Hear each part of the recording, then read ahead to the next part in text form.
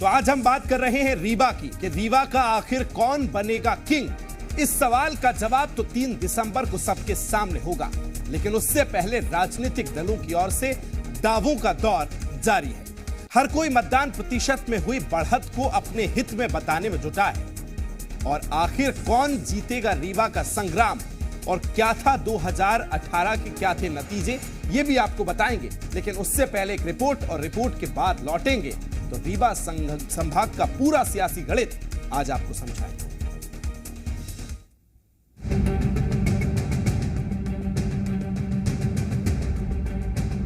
मध्य प्रदेश में विधानसभा चुनावों में मतदाताओं ने अहम भूमिका निभाते हुए अपना फर्ज अदा किया है, और अब देखना होगा कि आखिर किसे जनता का आशीर्वाद मिलता है। यूं तो मध्य प्रदेश की राजनीति में विंध्य इलाके का एक अलग ही मिजाज है। इसे बीजेपी का गढ़ माना जाता है। बीते 4 चुनाव के आंकड़े भी इसकी गवाही देते हैं, लेकिन इस बार सियासी बयार की दिशा बदली नजर आ रही है। यही कारण है कि बीजेपी हो या कांग्रेस, हर कोई यहाँ जीत की ताल ठोक रहा है। लेकिन असल में कौन विजयी होगा, ये तो 3 दिसंबर को ही पता चलेगा। प्रदेश में इस समय रेस चल रही है सरकार बनाने के दावों की। कांग्रेस और बीजेपी दोनों ही पार्टियां दावे ठोक रही हैं मध्य प्रदेश में सरकार बनाने की।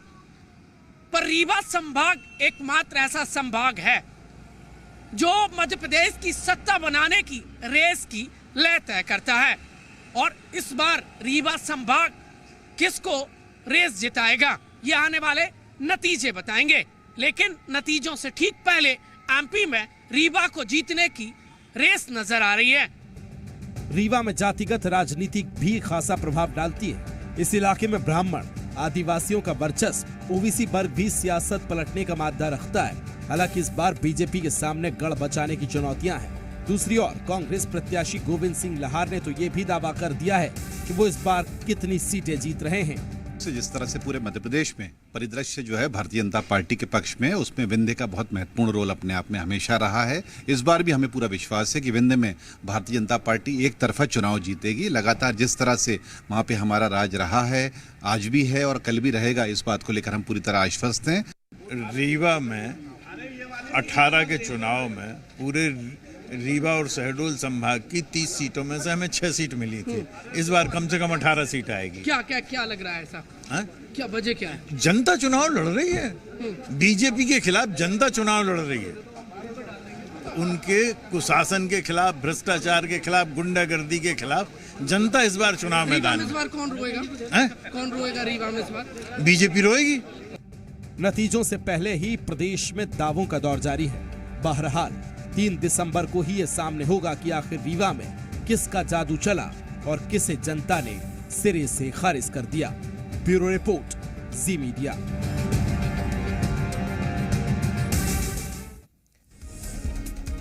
तो चलिए सबसे पहले आपको रीवा संभाग के तहत आने वाले जिलों के बारे में बता देते हैं। सबसे पहले सागर संभाग में कुल, अगर हम रीवा की बात करें उससे पहले रीवा संभाग के जिलों की बात करें तो इसमें 5 जिले आते हैं, जिसमें रीवा, सतना, सीधी, सिंगरौली और मऊगंज जिला इसमें शामिल है। इन जिलों की विधानसभा सीटों पर कड़ी टक्कर देखने को मिल रही है। अब आपको बताते हैं कि मध्य प्रदेश के रीवा संभाग के 5 जिलों में साल 2018 में किस पार्टी का कब्जा रहा था, यह भी आपको बताते हैं। देखिए, 2018 में बीजेपी ने कांग्रेस को इस क्षेत्र में मात दी थी। जहां बीजेपी को 18 सीटें मिली थी, वहीं अगर कांग्रेस की बात की जाए तो मात्र 4 सीटों पर कांग्रेस को संतुष्ट रहना पड़ा था। अब बात आपको यह भी बताते हैं कि रीवा संभाग के जिलों में कितना वोटिंग प्रतिशत इस बार रहा है और किस जिले में कितना मतदान हुआ। बात अगर रीवा की करते हैं तो रीवा में 66.85% मतदान हुआ, वहीं सतना में 66.52% मतदान हुआ। सीधी के मतदाताओं ने 63.54% मतदान दर्ज किया, तो सिंगरौली में बंपर मतदान हुआ और 72.02% मतदान दर्ज किया गया। वहीं अभी अभी बने जिले मऊगंज की बात की जाए तो यहां 68.02% मतदान हुआ है। चलिए अब आपको दिग्गजों के नाम भी बता देते हैं जिनकी साख इस बार दांव पर लगी हुई है, जिनमें सबसे पहला नाम आता है कैबिनेट मंत्री राजेंद्र शुक्ला का। जी हां, जिनको गिनती अगर इनकी की जाए तो विंध्य के कद्दावर नेताओं में इनकी गिनती होती है। आपको बता दें कि शुक्ला 5वीं बार रीवा से अपनी किस्मत आजमा रहे हैं। वहीं विधानसभा अध्यक्ष गिरीश गौतम का नाम भी इस लिस्ट में शामिल है, जो कि देव तालाब सीट से चुनावी मैदान में है। बीजेपी से बगावत कर अपनी पार्टी बना रहे विंध्य के बड़े नेता और वर्तमान विधायक मैहर सीट पर चुनौती पेश कर रहे हैं नारायण त्रिपाठी। विंध्य क्षेत्र में मंत्री जो पूर्व मंत्री इंद्रजीत कुमार पटेल के बेटे कमलेश्वर पटेल भी इन दिनों तेजी से आगे बढ़ रहे हैं और पार्टी इन्हें पिछड़ा चेहरा के रूप में भी अब सामने रख रही है। कमलेश्वर सिंहावल सीट से अगर बात की जाए तो प्रत्याशी हैं।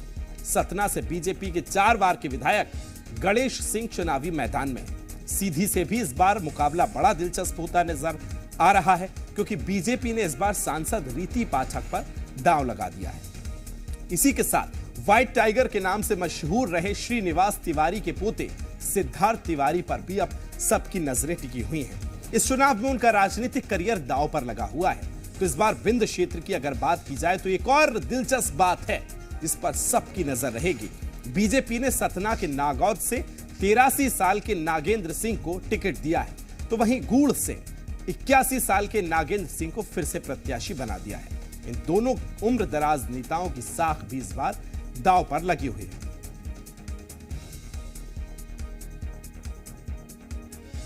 चलिए और थोड़ा समझने की कोशिश करेंगे। मेरे सहयोगी मेरे साथ रीवा से भी जुड़े हुए हैं और साथ ही मेरे साथ सत्यप्रकाश जी वरिष्ठ पत्रकार जुड़ रहे हैं। सबसे पहला सवाल सत्यप्रकाश जी आपके साथ शुरू करता हूं। रीवा बड़ा महत्वपूर्ण है, पूरे हम विंध्य की बात करें और उसमें खासकर रीवा संभाग, इस बार आपका ऑब्जर्वेशन क्या कहता है? पिछले 2 चुनावों में देखे बीजेपी के लिए बढ़त लेके आने वाला रीवा 23 के लिहाज से सत्यप्रकाश जी कैसे देख रहे हैं इस बार? देखिए, बीजेपी जो दावा करती है कि पिछले चुनाव में उनका वोट शेयर कांग्रेस से अधिक था, उसके पीछे सबसे बड़ा अगर सहयोग किसी रीजन ने दिया था 2018 में तो वो उसी क्षेत्र ने दिया, क्योंकि उस क्षेत्र की 26 सीट उसने जीती थी, कांग्रेस सिर्फ 4 पर ही संतोष कर पाई थी। इसका कहने का तात्पर्य है कि ग्वालियर चंबल और रीवा दोनों ही पार्टी के लिए अजीबोगरीब रीजन रहे हैं, क्योंकि ग्वालियर चंबल में भारतीय जनता पार्टी बुरी हारी और भारतीय जनता पार्टी ने वहां रीवा क्षेत्र में जबरदस्त बढ़त ली। ठीक उलट पुलट देखते हैं तो कांग्रेस की ग्वालियर चंबल में और रीवा में बुरी स्थिति, यानी कांग्रेस को सब कुछ पाने को है और भारतीय जनता पार्टी अपनी सीट्स को रिटेन करने के लिए। लेकिन 2020 में बदले परिदृश्य के कारण भारतीय जनता पार्टी की लीडरशिप चाहे सरकार या संगठन में अपनी लीडरशिप को वो महत्व नहीं दे पाई, यानी कि वहां का रिप्रेजेंटेशन बहुत कम मिला। एक भी मंत्री उस क्षेत्र से नहीं था। केवल राजेंद्र शुक्ला जी लास्ट मोमेंट पर ahead of around 1 month ahead उनको मंत्री बनाया इलेक्शन से। तो ये कहने का तात्पर्य है कि क्या ये चीज भारतीय जनता पार्टी को भारी पड़ सकती है या फिर सीधी का पी गेट कांड ये भी आदिवासियों में जिसके कारण वहां से जो सीट्स मिली क्या वो से दूर जाएगा। तीसरा, नारायण त्रिपाठी अब भारतीय जनता पार्टी के साथ नहीं है, ऐसे में ब्राह्मण वोटर्स किसकी तरफ जाएगा। कुछ शिवराज सिंह चौहान के खास लोग रहे, उनका टिकट कटना ये भी कितना लाभदायक या नुकसान का सौदा हो सकता है भारतीय जनता पार्टी। उलट कांग्रेस को देखते हैं तो कांग्रेस में बड़े चेहरे एक और हैं, उन चेहरों में से कमलेश्वर पटेल का जो नाम आपने बोला है, कमलेश्वर पटेल है, ये वाकई बड़ा चेहरा है।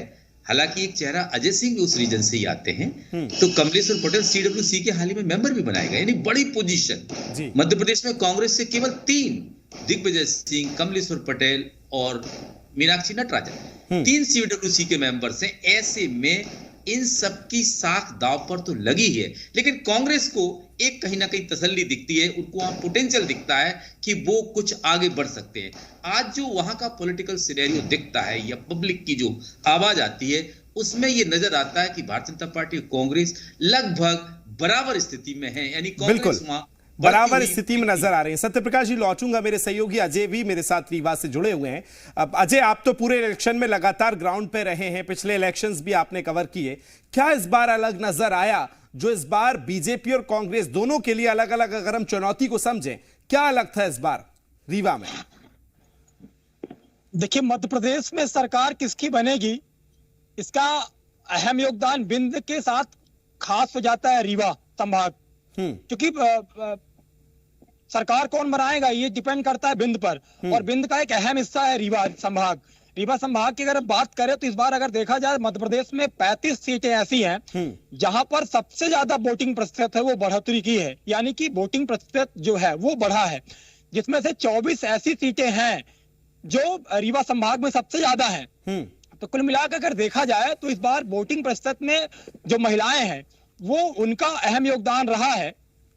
एक तरफ बीजेपी ये कह रही है कि लाडली बहनाओं का आशीर्वाद है, तो कांग्रेस ये कह रही है कि परिवर्तन की लहर है, लेकिन नतीजा 3 तारीख को क्लियर होगा कि मध्य प्रदेश में जीत किसकी होगी। बात अगर रीवा विधानसभा की करें तो यहाँ से 4 बार से विधायक और कुछ ही महीने पहले मंत्री बने राजेंद्र शुक्ला और कांग्रेस से राजेंद्र शर्मा हैं, जिनके बीच काफी जद्दोजहद रही है और इनका जोरदार मुकाबला आपस में रहा है।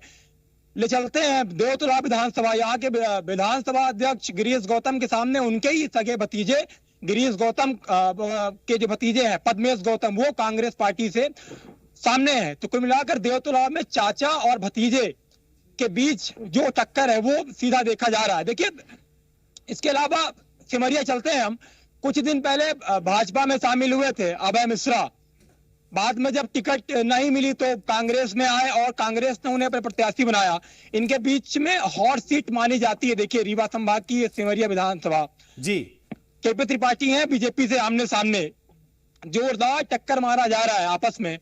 त्योंथर चलते हैं तो त्योंथर से पूर्व विधानसभा अध्यक्ष स्वर्गीय श्रीनिवास तिवारी जी के जो पोते हैं सिद्धार्थ तिवारी, कांग्रेस में काफी समय से अपना राजनीतिक कैरियर बना रहे थे, लेकिन भाजपा ने इन्हें अपना उम्मीदवार बनाया है।